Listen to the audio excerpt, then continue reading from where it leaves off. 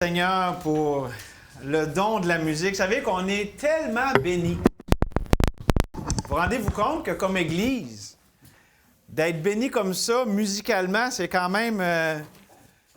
c'est vraiment une bénédiction. J'espère que vous ne la prenez pas pour acquis. Moi, ça a vraiment touché mon cœur. C'est vraiment beau parce que le message est aussi dans la musique. Moi, spécialement Dieu 3 fois saint, là, ouf! On dirait que Dieu, on était dans la présence de Dieu. Je me croyais dans Ésaïe 6. C'est vraiment extraordinaire. Merci Seigneur. Merci pour l'effort, pour toutes les pratiques et tout ça. À Dieu soit la gloire. J'aimerais juste vous demander de tourner quelques instants avec moi, s'il vous plaît, dans la parole de Dieu. Toute écriture est inspirée de Dieu, n'est-ce pas? Et donc, dans Ésaïe 35, l'auteur, c'est Dieu le Saint-Esprit.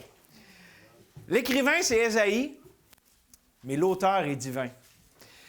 C'est impossible d'avoir un recueil comme ça d'écrits qui a été écrit sur une période de plus de 1500 ans, 1600, par 40 différentes personnes, puis d'avoir une unité incroyable. Et Ésaïe, ça nous amène aussi quelque chose de spécial, c'est très messianique. C'est très... ça proclame l'œuvre de Christ bien avant que toutes ces choses arrivent, mais c'est vraiment extraordinaire. Et ici, on a Ésaïe 35 et on va lire aussi quelques versets dans Ésaïe 40. Je veux juste vous faire remarquer deux choses. On va lire les versets 1 à 4 dans Ésaïe 35, puis on va aller dans Ésaïe 40. Je vais vous faire remarquer quelque chose. Vous êtes là tout le monde? Ésaïe 35. Le désert et le pays aride se réjouiront. La solitude s'égaiera et fleurira comme un narcisse. Elle se couvrira de fleurs et tressaillera de joie, avec chant d'allégresse et cris de triomphe. La gloire du Liban sera donnée, la magnificence du Carmel et de Saron. Ils verront la gloire de l'Éternel, la magnificence de notre Dieu. Fortifiez les mains languissantes et affermissez les genoux qui chancellent. Dites à ceux qui ont le cœur troublé, prenez courage et ne craignez point. Voici votre Dieu. La vengeance viendra, la rétribution de Dieu. Il viendra lui-même et vous sauvera. Et venez avec moi dans Ésaïe 40, juste quelques pages plus loin.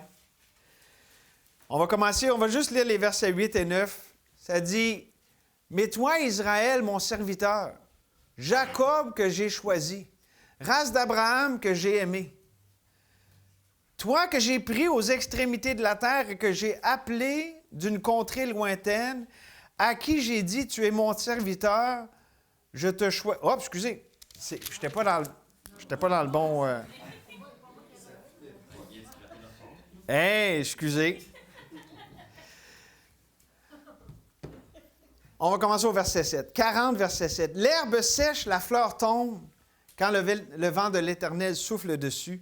Certainement, le peuple est comme l'herbe. L'herbe sèche, la fleur tombe, mais la parole de notre Dieu subsiste éternellement. Monte sur une haute montagne, Sion, pour publier la bonne nouvelle. Élève avec force ta voix. Jérusalem, pour publier la bonne nouvelle. Élève ta voix et ne crains point. Dis aux villes de Juda, voici votre Dieu, voici le Seigneur l'Éternel vient avec puissance et de son bras il commande. Voici le salaire est avec lui et les rétributions le précèdent. Comme un berger, il paîtra son troupeau. Il prendra les agneaux dans ses bras et les portera dans son sein. Il conduira les brebis qui allaitent. Seigneur, on prend seulement quelques instants pour s'abreuver à ta parole qui désaltère. Se nourrir du pain de vie. Merci que tu es le pain venu de Dieu qui donne la vie. Tu es la source d'eau vive. Et Seigneur, merci pour la célébration de la vie. Merci Seigneur quand on le chante, ça résonne jusqu'au fond de nos cœurs. Et je te prie, Seigneur, que la bonne nouvelle de Jésus résonne jusque dans le fond de chacun des cœurs ici. spécialement pour ceux qui ne te connaissent pas encore. Ils ont entendu parler, mais leur cœur n'a pas encore été transformé. On te prie, Seigneur, pour le miracle de la nouvelle naissance. On s'en remet à toi, Seigneur. Merci que tu es là comme un héros qui sauve. Merci, Seigneur, au nom de Jésus. Amen. Le titre du programme de Pâques, c'est « Voici la vie ». Ben, le titre de mon message, c'est « Voici ton Dieu vivant ». Et je ne sais pas si vous avez remarqué, mais dans les deux passages qu'on a lus, on voit l'expression « Voici votre Dieu, voici ton Dieu ». Et c'est clairement dans un contexte de rédemption, quand on voit autant dans Ésaïe 35 qu'Ésaïe 40, c'est vraiment l'idée de restaurer, de prendre ce qui est brisé, puis de ramener la vie là où il y a la mort. Mais avez-vous remarqué aussi que dans les deux fois, ça parle de rétribution, de jugement? Et c'est positif, pourquoi? Parce que ça veut dire que non seulement Dieu est celui qui donne la vie, mais il est aussi celui qui s'occupe de mettre fin à la mort. Il juge pour mettre fin à ce qui détruit, à ce qui est mauvais, à ce qui empêche justement de jouir de cette vie. Et je dirais que ces deux passages, comme je l'ai souligné, c'est messianique, tout ça nous pointe ultimement à la croix. La croix de Christ qui est là où Dieu a vaincu la mort, a triomphé. Où est-ce qu'on sait aussi que 3 jours plus tard, il est revenu à la vie et donc c'est ce qu'on célèbre dans ce temps de l'année merveilleux, la plus belle fête de l'année, la fête de la résurrection de Christ. Et pour ceux qui se demandent pourquoi c'est si important la croix, parce que tout est révélé au sujet de ce qu'on a besoin de savoir sur Dieu dans cette croix. La justice parfaite de Dieu contre le péché et son amour parfait pour le pécheur sont réconciliés à la croix. La miséricorde et la justice se rencontrent à la croix. Et c'est Jésus qui fait connaître ça dans sa personne et dans son œuvre. Vous savez, ça nous dit dans Hébreux, dans l'ouverture de l'Épître aux Hébreux, que Dieu là, a parlé de différentes manières dans le passé par les prophètes, mais ça dit « Et maintenant, dans ces derniers jours, il nous a parlé par le Fils ». Et pas juste parler avec Jésus qui est venu sur terre pour parler. La croix proclame la bonne nouvelle. Tout est accompli. Christ a vaincu tous les ennemis qu'il y avait sur son chemin. Il est le grand vainqueur, il a triomphé sans aucun doute. Il a vaincu la mort, le péché, tout ce qui va contre la merveilleuse rédemption qui est en lui. Et donc, Jésus est venu révéler par sa personne et par son œuvre la personne de Dieu, sa vie. Et c'est pour ça qu'on peut dire d'une façon bien spéciale aujourd'hui, « Voici ton Dieu vivant ». Et ce que j'aimerais qu'on fasse simplement aujourd'hui, c'est regarder ensemble 2 manifestations de ce Dieu vivant. D'abord, l'expression « Voici la vie ». C'était le thème, c'était le titre du programme. « Voici la vie ». On le voit dans Ésaïe 35, dans Ésaïe 40, des promesses d'espérance. N'est-ce pas des belles paroles où est-ce que ça parle de l'eau dans le désert, puis dans la solitude des ruisseaux et tout ça? C'est de quoi ça nous parle? Ça nous parle du renversement, de la chute, de la mort. Tu sais, tout ce qui est mauvais, ça dit que par un seul homme, le péché est entré dans le monde et par le péché, la mort s'est répandue sur tous les hommes. Mais Dieu est venu renverser. Il est venu renverser la mort par la vie. Ça nous dit, si par l'offense d'un seul, la mort a régné par lui seul, à plus forte raison, ceux qui reçoivent l'abondance de la grâce et du don de la justice régneront-ils dans la vie par Jésus-Christ. Ça, c'est l'ultime accomplissement de ce qu'on voit, les ombres dans Ésaïe avec des images de désert et tout ça, mais Jésus est venu l'accomplir en réalité par son œuvre sur la croix et par la résurrection. Et donc, voici la vie, c'est quoi? Voici la vie, c'est par et pour celui qui est la vie, on peut avoir la vie. Et c'est quoi le nom de Dieu, vous rappelez-vous? C'est-tu la semaine dernière qu'on était dans Exode? Non, c'était l'autre d'avant, je pense. C'est quoi le nom de Dieu? Dieu a un nom. C'est quoi? Je suis. Qu'est-ce que Jésus a dit? Je suis le chemin, la vérité et la vie. Nul ne vient au Père que par moi. Jésus est celui qui est venu révéler le grand je suis. Il y a un seul Dieu éternel, en trois personnes, le Père, le Fils, le Saint-Esprit. Le Fils est celui qui nous a fait connaître le Dieu trinitaire. Et lorsque on dit « voici la vie », on ne dit pas « voici une chose, voici une force, voici un remède », on dit « voici une personne ». Voici celui, la personne, le Dieu Tout-Puissant qui est venu accomplir la mission merveilleuse qu'on voit dans Ésaïe 61. Vous êtes dans Ésaïe 40, avancez un peu, je veux qu'on le lise ensemble. Je vous dis, il y a tellement de versets extraordinaires sur la mission de Jésus dans Ésaïe. Celui-là, c'est mon favori, c'est celui que le Seigneur m'a donné pour le ministère de prison. J'aime beaucoup prêcher en prison parce que c'est des gens qui considèrent leur voix. Ça dit dans la Bible, considérez attentivement vos voix. Je leur dis, Dieu est bon avec toi. Il t'a arrêté dans ta voix pour que tu le considères lui. Puis beaucoup viennent à la foi en Christ. Et c'est avec un verset comme celui-là qu'on va lire que souvent je leur ramène. Hey, Dieu ne t'a pas abandonné, il y a de l'espérance. Dieu, il peut te prendre là où est-ce que tu es, puis te sauver, te donner la vie.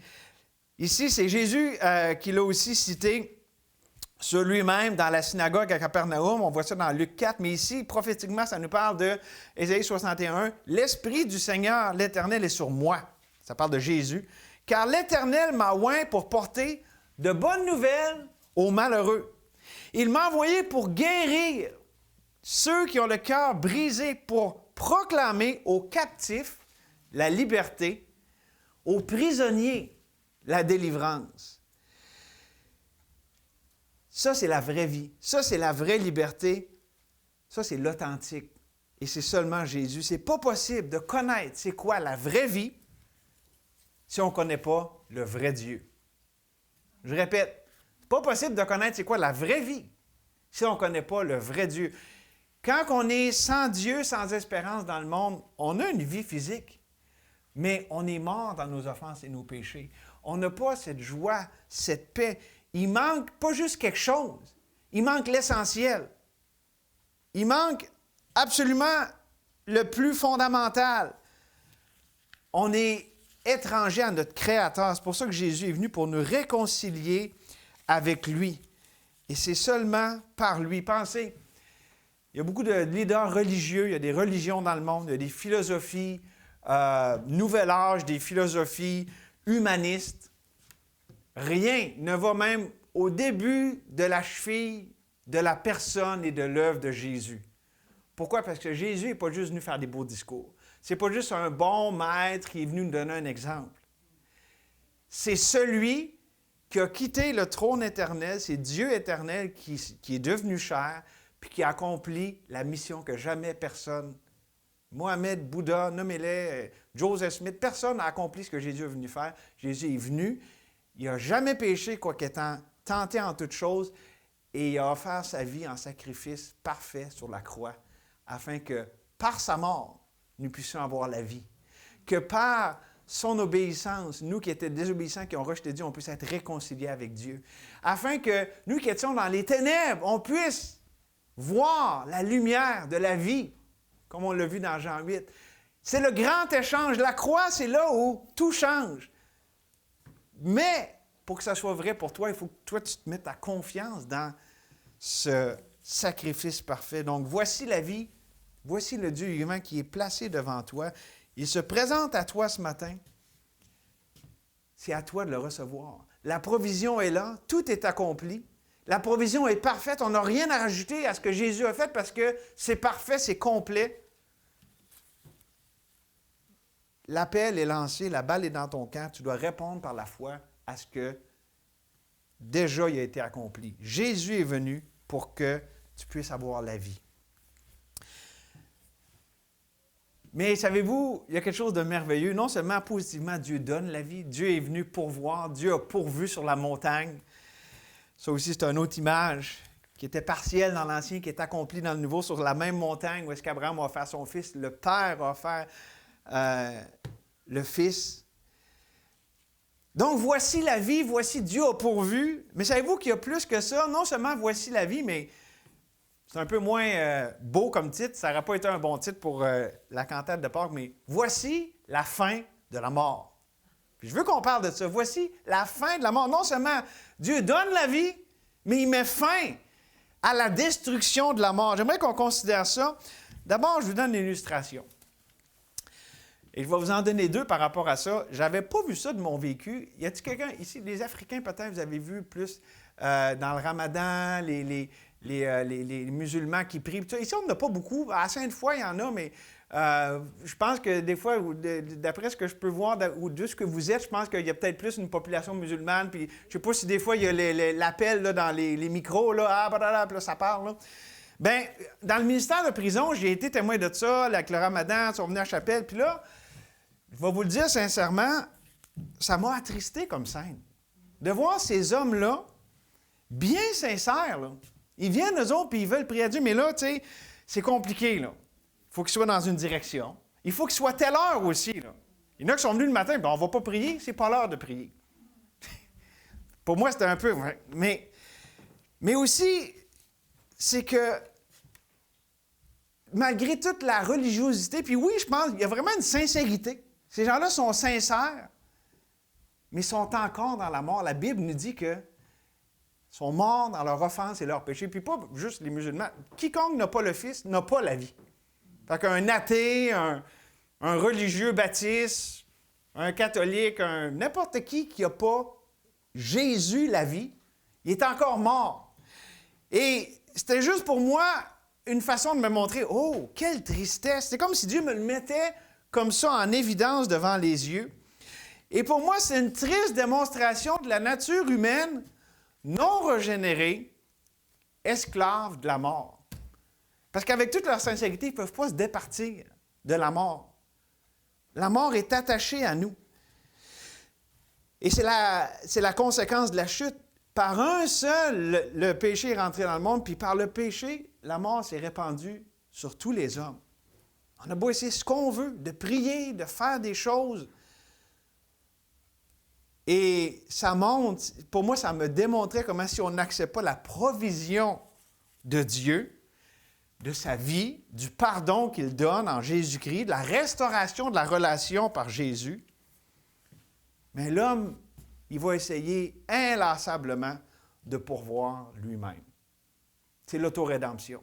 C'est les religions, c'est les philosophies, c'est essayer de se sauver soi-même. C'est soit qu'on accepte d'être sauvé, soit qu'on essaye de se sauver nous-mêmes. Savez-vous que tout être humain est dans une des deux catégories. Même un athée, là. Allez parler à un athée. Pourquoi un athée voudrait être une bonne personne? Parce qu'en lui, il y a cette notion-là. Il n'y a pas de vrai athée. Dieu ne croit pas dans les athées. C'est qui a dit ça? C'est-tu... God doesn't believe in atheists. Mais c'est vrai, parce que, je veux dire, Dieu a mis dans notre cœur la pensée de l'éternité. Un athée, c'est quelqu'un qui n'est juste pas honnête avec lui-même. Mais, juste pour amener ici l'importance de ce qu'on considère, c'est pourquoi, vu qu'on ne peut pas se sauver nous-mêmes, pour ça qu'on a désespérément besoin, non seulement de celui qui donne la vie, mais aussi celui qui va mettre enfin un terme à cette perpétuelle mort dont on ne peut pas se débarrasser. Y a-t-il quelqu'un ici, là, je veux dire, je vais vous l'illustrer physiquement. On ne sait pas le jour qu'on va mourir, n'est-ce pas? Mais vous avez beau essayer n'importe quoi, là, je vous garantis, là, puis même si vous prenez des médicaments, vous avez la technologie et tout ça, un jour, vous allez mourir. C'est inévitable. Le salaire du péché, c'est la mort. Bien, c'est vrai aussi spirituellement. Si, tu sais, je veux dire, il y en a qui sont plus jeunes, vont dire « Ah, j'ai toute la vie devant moi. Oui, mais un jour, tu vas mourir. » Puis peut-être même que même en tant que jeune, on ne sait pas quand va venir le temps de la mort. Puis c'est inévitable. C'est ça que je veux dire. On ne peut pas se débarrasser de cette réalité. Au Québec, on est fort sur essayer de ne pas en parler puis faire comme si ça n'existait pas. Au Québec, on est dans un déni de tout ce qui est de la mort, du vieillissement, de tout ce qui est rattaché à ce domaine de la mort. Peut-être parce qu'on a rejeté une religion qui était morte, puis qu'on n'a pas plus trouvé la vie, fait qu'on ne veut pas en parler. Il y a une peur là-dedans. Mais j'aime tellement Romains 8:2. Ça dit que la loi de l'esprit de vie en Jésus m'a affranchi, m'a libéré, a brisé les chaînes de la mort Donc, la loi de l'esprit de vie en Jésus-Christ m'a affranchi de la loi du péché puis de la mort. J'appelle ça la puissance expulsante de la vie de Dieu. La vie de Dieu est tellement forte que la mort ne peut pas rester en sa présence. Il y a juste la vie de Dieu qui est capable de faire ça. Toute l'ingéniosité des religions, des philosophies humaines ne vont essayer qu'en vain de remédier au problème inévitable de la mort. Rien n'y fait. Pourquoi? Parce que l'homme n'a pas la puissance de la vie. On s'est fait donner la vie, mais moi, je ne suis pas capable de donner la vie à personne. D'ailleurs, quand on prêche l'Évangile, on sait qu'on peut proclamer la bonne nouvelle, mais est-ce qu'on peut changer un cœur? Est-ce qu'on peut convaincre quelqu'un dans son fort intérieur? Non, parce qu'on n'a pas la puissance de la vie. Et personne là. On n'a que la puissance de la mort qui nous rend esclaves et sous l'emprise de la mort. Et là, j'aime ça, cette expression-là, mais Dieu. Nous, on n'a pas de puissance, mais Dieu. Ironiquement, Dieu, par la mort de la croix, a vaincu la mort. Par la mort, il a vaincu la mort. Christ, en mourant sur la croix, a vaincu la mort. Pourquoi? Parce qu'il est le seul, et là ici je cite Hébreux 7,16, il est le seul qui a la puissance d'une vie impérissable. Il n'y a personne d'autre. Et il a vaincu la mort, parce que oui, il est mort sur la croix, puis oui, il est allé au tombeau. Mais qu'est-ce qu'on célèbre aujourd'hui? La grande victoire. On n'a pas un Dieu mort, on n'a pas un Dieu qui a été vaincu. On a un Dieu qui est plus que vainqueur, et pour tous ceux qui le reçoivent, il leur a donné le pouvoir de devenir enfants de Dieu. Et nous sommes plus que vainqueurs par celui qui nous a aimés. C'est littéralement le seul espoir dans ce monde triste et perdu. Et je reviens avec mes chers musulmans, puis Dieu les aime. Dieu aime les musulmans, savez-vous ça? Dieu aime les athées. Dieu aime tant ce monde qu'il a donné son Fils unique. Tout le monde, chaque individu dans le monde, Dieu les aime. Mais ils sont perdus. Et même, savez-vous, en parlant avec eux autres, ils ont des bons concepts. Ils ont un concept de ciel, d'enfer, de besoin de pardon, besoin de patience. Mais malheureusement, c'est tout basé sur les œuvres. C'est d'essayer de faire ça, et c'est un méchant fardeau. Et malheureusement, comme tellement de religions, c'est propulsé par la peur. J'ai peur que là, je n'ai pas fait assez, puis tout ça. Mais écoutez ce que ça nous dit dans 1 Jean au chapitre 4, verset 18. La crainte n'est pas dans l'amour. Mais l'amour parfait, ça c'est l'amour de Dieu, l'amour parfait de Dieu bannit la crainte, car la crainte suppose un châtiment, et celui qui craint n'est pas parfait dans l'amour. Dieu nous a donné son Fils, et c'est la preuve ultime de l'amour. Et si on se confie dans cet amour, on reçoit la provision de Dieu, on n'a plus rien à craindre. Parce qu'on est sauvé. Lorsqu'on a le Fils, on a la vie. Il n'y a plus de mort. Dieu a expulsé la mort de nos vies. Écoutez aussi ce que ça nous dit dans Éphésiens chapitre 3. Sur l'amour de Dieu, ça parle de connaître l'amour de Christ qui surpasse toute connaissance, en sorte que vous soyez remplis jusqu'à toute la plénitude de Dieu. Et donc, ma prière ce matin, pour chacun ici, pour ceux qui ne connaissent pas Dieu, le vrai Dieu, qui ne connaissent pas son amour, qui n'ont pas encore la vie. Si vous êtes ici et c'est votre cas, je prie qu'il se présente à vos cœurs, qu'il vous convainque non seulement de votre besoin, mais de son amour, qu'il sauve puis qu'il se soucie de vous. Oui, il se soucie de toi pour te sauver. J'espère que tu ouvres ton cœur à celui qui se présente à toi en disant « Voici, c'est moi, le Dieu vivant. Je sauve encore. » Le 24 mars 2024, Dieu sauve encore. Il n'y a pas de date d'expiration. C'est merveilleux. Et donc, Dieu se présente au cœur avec puissance, avec conviction, en disant « Voici, je suis celui qui sauve. C'est lui qui donne la vie. C'est lui qui chasse la mort. C'est lui qui transforme.